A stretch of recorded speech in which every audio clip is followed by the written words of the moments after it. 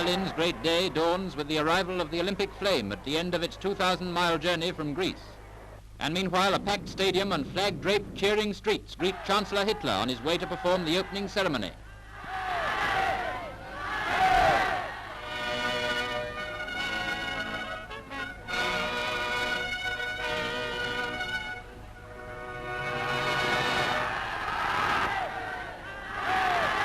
Like a modern Caesar, he stands on the balcony to receive the salutes of the athletes of 50 nations.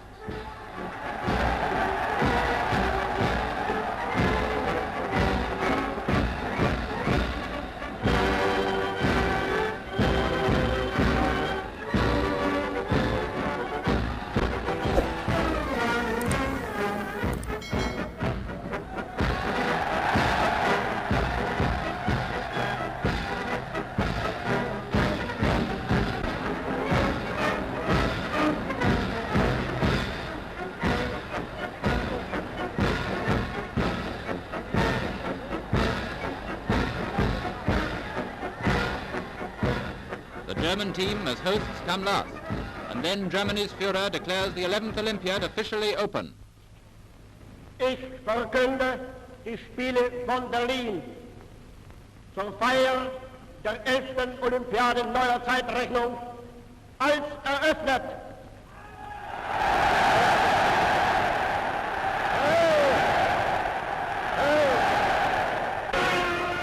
So, with the pigeons carrying a message of peace to the world, begins the event for which all Germany has been preparing for months past.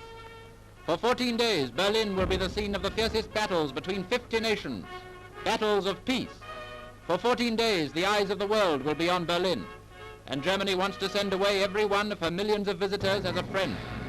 Meanwhile, the last torchbearer has reached the stadium after the final run out from Berlin to light the Olympic beacon with fire carried from the scene of the old Olympic Games in Greece. And veteran German athlete Rudolf Ismayer takes the Olympic oath on behalf of all the competitors.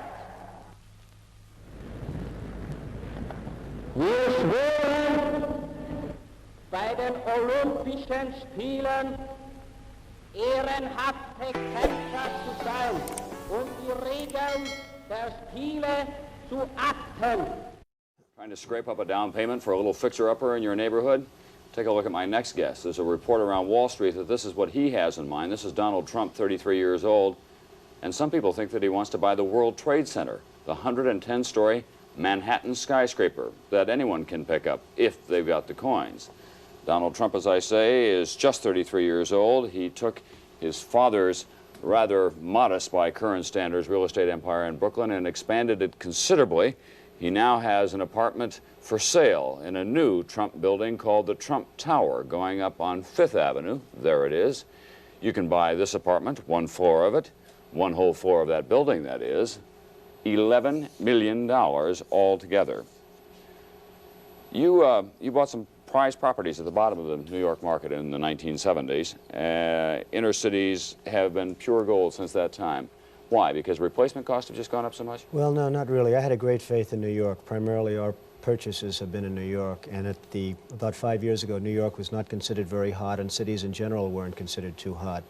And we purchased the old Commodore Hotel, and we've reconverted that now into about $110 million Grand Hyatt Hotel, which is opening up next week in New York City. And we've made some other purchases that have been fine. Is that your general advice to people who are interested in real estate investment, though? Look to the inner cities, look to old buildings and doing something with them? Well, I like the inner cities. I see the inner cities as being sort of a wave of the future now. I think with the problems of fuel and the gasoline shortages and everything else, and the transportation, especially in the major cities such as New York and Los Angeles and Chicago, I see the inner cities as being probably, in terms of a real estate or in a real estate sense, probably the most viable investments. But it's going to be expensive. Apartments in New York City alone, one bedroom, not very large at all, $650 a month. That's tough for the working class, isn't it? And that's actually now a very low price. In fact, if you have any of them available, I'd like to... I know where I can sell 1,000 of them at that price. Right. Actually, that is a low That's price. Right. That's really a very low price now. I know of a couple of buildings, for instance, an Olympic Tower, which is on 51st Street and 5th Avenue. Apartments are being rented by the condominium owners for $5,000 and $6,000 a month, and they're one-bedroom and two-bedroom apartments. So it's, when you say $600, even in other sections, it's almost becoming a low price. What happens to some of the old buildings in the inner cities that are works of art? You were recently the object of a lot of controversy because you ordered destroyed some sculptures on a building that you bought that the Metropolitan Art Museum wanted. Why did you have those destroyed, first of all, and what happens to the look of a city? Well, what we had is we purchased a site with an old department store on it, the old Bonwit Teller store on 5th Avenue and 57th Street next to Tiffany, and we had to really take the building down. And there were many people that didn't want us to take it down. They wanted to try and preserve the building. But the building really was not worth, as an art building or an Art Deco building, it really was not worth very much. And we did take it down, and there was somewhat of an outcry, but I think that's generally subsided now, and I think people like what we're doing and like the building that we're putting in its place. But couldn't you have saved just those sculptures that you had broken? Well, it would have been very, very dangerous to have saved them. They weighed 2 tons, they were 15 feet high, they were about 2.5 feet thick, and if they would have fallen, they could have fallen the opposite way. If they fall into the building, you don't worry. If they fall out toward 5th Avenue, people could have been very badly hurt and killed, and to me, it was not worth it. And they've really proven not to be very valuable art structures right now, and we've had appraisals done. In fact, even after the fact, we've had appraisals done, and they've turned out not to be very valuable. Mr. Trump, what's left in your life? You're 33 years old. You're worth all this money. You say you didn't say that you want to be worth $1 billion. No, I really don't. I just want to keep busy and keep active and be interested in what I do, and that's all there is to life as far as I'm concerned. I really am not looking to make tremendous amounts of money. I'm looking to enjoy my life, and if that happens to go with it, that's fabulous. Give me one final bottom line. In 5 years, the price of a hotel room in New York City will go for? It could be $1,000 a night. Start saving your money, folks. Just one night, $1,000.